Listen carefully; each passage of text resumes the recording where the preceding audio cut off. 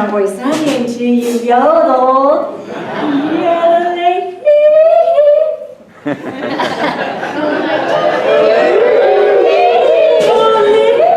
And my mom, she had a whistle.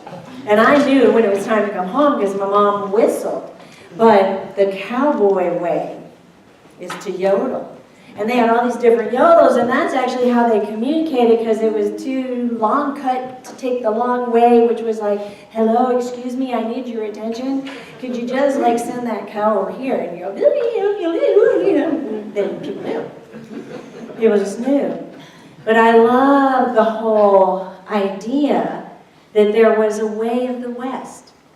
That there was a way. And could you just sing that part one more time? It's the way of life in the real West, where your time is yours when the sun sets and the stars rise up to light the western sky. Don't you love that? You know, life and music, it's like so spiritual. The early Christians, and I'm talking about the early Christians, like before they called it Christianity, those people who followed Jesus when the Apostle Paul was still alive, they didn't call it Christianity, they called it the way. The way, because it was a code, it was a spiritual way of being. They weren't looking for another religion. Most of them were Jewish. They already had a religion, but they were looking for an experience and a way of being, a code, a pattern of behavior that transcended what they saw as religion. I think that the Dalai Lama said it really well when he said this, and I want you to know I did not Photoshop this picture. Okay? Wait, we're on. Here we go. The Dalai Lama. He has Cowboy Sunday in his church too. Every religion emphasizes human improvement, love, respect for others, sharing other people's suffering. On these lines, every religion has more or less the same viewpoint and the same goal. And I love this reminder because this to me is what the Unity philosophy is all about. It's a way of life. We follow a pattern of perfection that's set out by spiritual masters. We follow that, we live it, we have our own code. And when we look to the way of the West, what does that really mean? What does it mean to look to the way of the West? Now the Bible, scriptures are full of the word West. Here's one from Isaiah. I will bring thy seed from the east and gather thee from the west. Unity is a metaphysical movement, so we look at this metaphysically. Metaphysically, the word east represents within. So when we have the seed from the east, we're talking about those ideas that we get from God, those insights that arise during meditation. And when we gather from the west, what we're gathering actually is experience and learning and knowledge, because we believe both in an inside God and an outside God. So God is present in here, and that's where we have our clearest time and discernment with God. But God's also out in the world, so we can learn from other people. We can have experiences with other things like books, and we can learn from, yes, our experiences, our actions. Cowboy wisdom says, good judgment comes from experience, and a lot of that comes from bad judgment. Ain't it true? Amen. Ain't it true? But we don't know until we go out and live. We don't know until we go out and gather from the West, gather that code, gather that wisdom, and make discernments or judgments or wisdom, and we discern what that wisdom is for us. Unity is full of codes. We have codes of ethics. We have codes of this, codes of that. As a minister, I signed a code of ethics when I became a minister. In just a little less than 3 weeks, Nikki Golden will become a Unity minister. And she'll be signing a code of ethics. Our board yesterday at the board meeting, we all signed codes of ethics because we want to have, and we understand the value of having agreements for how we operate as a team, how we operate as a community, how we operate as a world. So codes are actually very powerful. Now, the West has a number of codes. Cowboys, real cowboys who grew up on the range and wrestled and did all those doggy things. You know, real cowboys, they had codes of ethics. And then there were the TV cowboys and the radio cowboys. They had codes too. So let's take a look through history and see what some of those cowboys were. This is Wild Bill Hickok. He was born and he grew up as a cowboy doing cowboy things, but he was also an outlaw. He was actually an outlaw before he was a cowboy. He was a spy during the Civil War, and he was a consummate poker player, and he was an entertainer. So he had lots of careers, one of which was cowboys. He actually was educated, and he would write a lot, and he wrote the first Code of the West. Code of the West for people to live by, standards for us to live by. He said these things: be brave, but never careless. And then he says, attend your place of worship regularly. That would be coming to Unity of Wilmington every week, just in case you were wondering. Another cowboy is this one. Whoops. Another cowboy is this. There we go. Another cowboy is this one. Will Rogers. He was born in Oklahoma. He grew up doing cowboy things. He was on a ranch. He decided he was going to go out into the world and find fortune and fame, and ultimately he ended up in New York City. But before that, he was in Argentina and Australia doing cowboy things, and he loved performing. So there he was in New York City doing small-time vaudeville, when in the course of that performance, a steer broke loose, and it went running down the island, causing all kinds of mayhem, and people and women and children were afraid. And he took his lariat, he lassoed it down and tied it up and saved the people.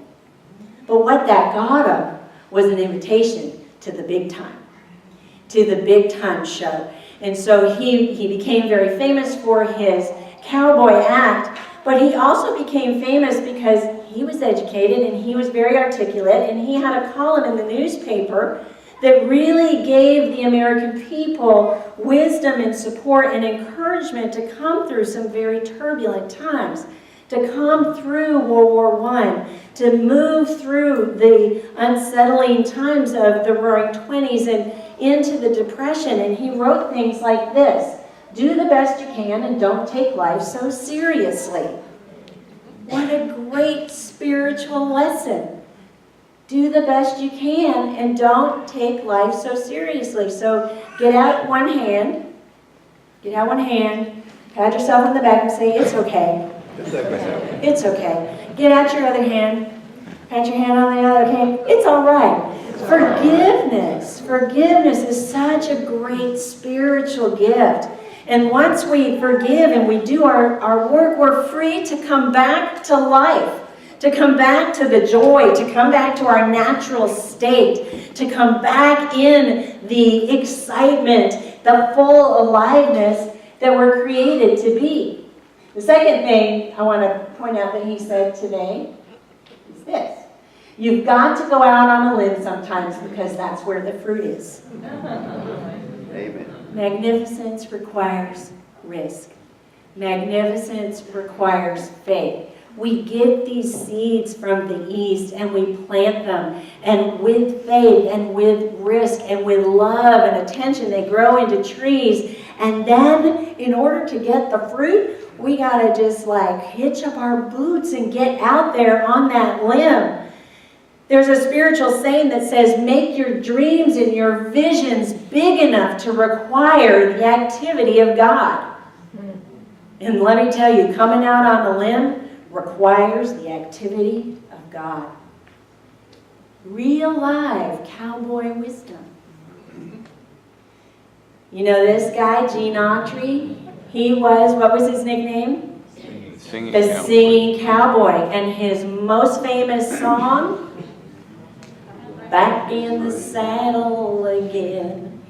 Remember, if you fall down off the horse, dust yourself off, get back up and get back in the saddle. How profound is that? Get back in the saddle. He was also really famous for 3 Christmas songs. One he wrote.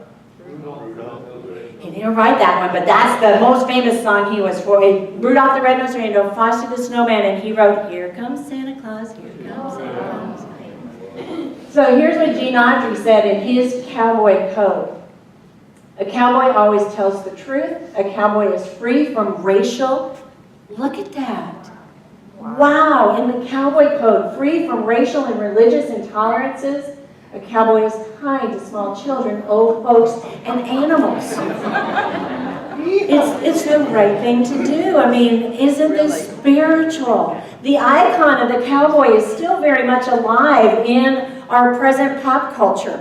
There was a movie called Toy Story that had these 2 guys. The cowboy's name was Woody, and his sidekick was Buzz Lightyear. Now, I couldn't find a code of ethics that Woody had. He might have one, I'm sure he does, because he was a cowboy. But his sidekick always said this, to infinity and beyond. And I love that, because that means with God, all things are possible. Let's say, to infinity and beyond. All right, the most famous, probably, of all television and radio cowboys is this one. Roy Rogers and his horse, Trigger, and his wife, Dale Evans, and his dog, Bullet. Yeah, some people knew it was Bullet. Well, Roy Rogers had a whole fan club. Now, when I was growing up, I kind of was, my timing wasn't such that I was alive when these fan clubs were really popular. They were before my time, but I did grow up with a black and white TV. So how many people grew up with black and white TV? And I bet your moms let you watch more than an hour every week. But when I was 5 years old, I went to visit my grandpa, and my grandpa let me watch as much TV as I wanted. I didn't know they were reruns, but I thought this was the best. Wait, Roy Rogers says, neat, clean, courteous, and polite, always obey your parents, love God, and always go to Sunday school. Another plug for Unity of Wilmington. Okay, this guy, the Lone Ranger, and his horse, Silver, and his sidekick, Tonto, and Tonto's horse, Scout. Okay, so I didn't grow up with a fan club. I didn't grow up knowing that there was a code of ethics, but I did actually live the creed that the Lone Ranger invited everybody to. It's kind of long and has 10 points. I'm showing you all 10 points. I believe that to have a friend, a man must be one.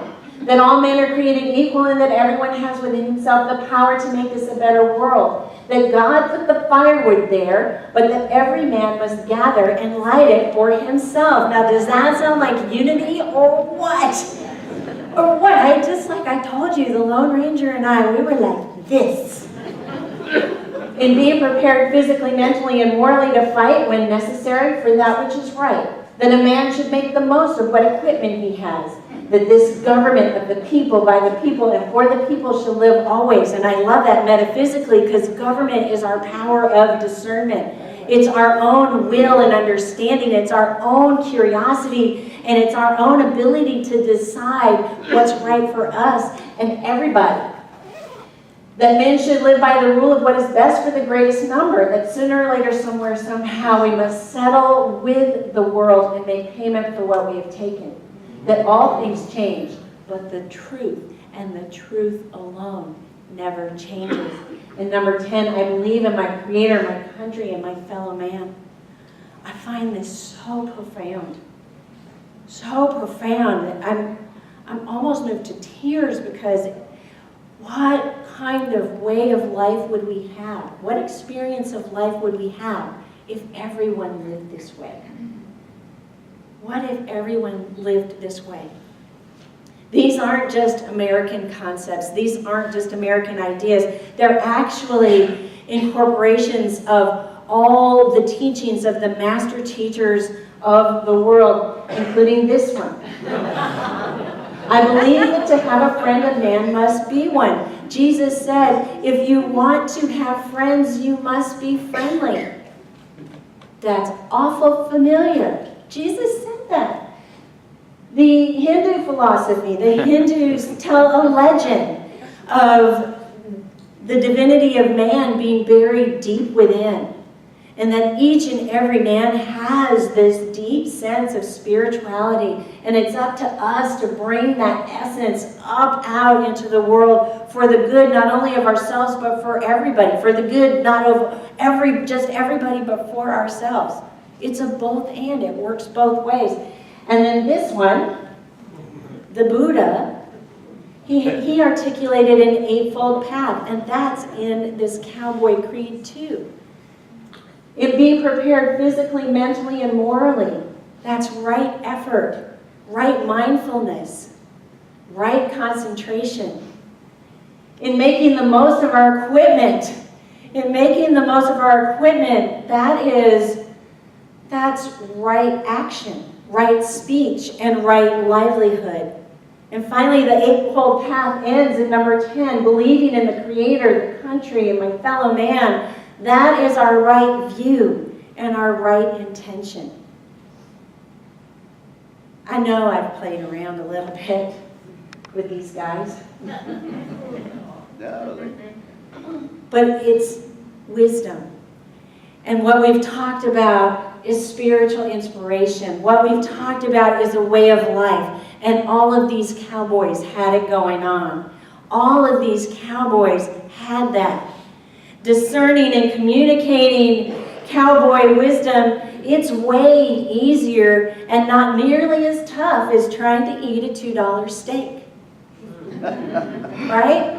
And I hope I haven't made you nervous today, as nervous as a cat in a room full of rocking chairs. And I didn't try to stoop very low in getting you to come to church every Sunday by saying what I said about coming to church every Sunday. And now that I'm on a roll, you can just call me Butter. Yep, I got one more. Yes, and because you played with me, I am happier than a puppy with a new flea. Thank you. I think this is time to surrender.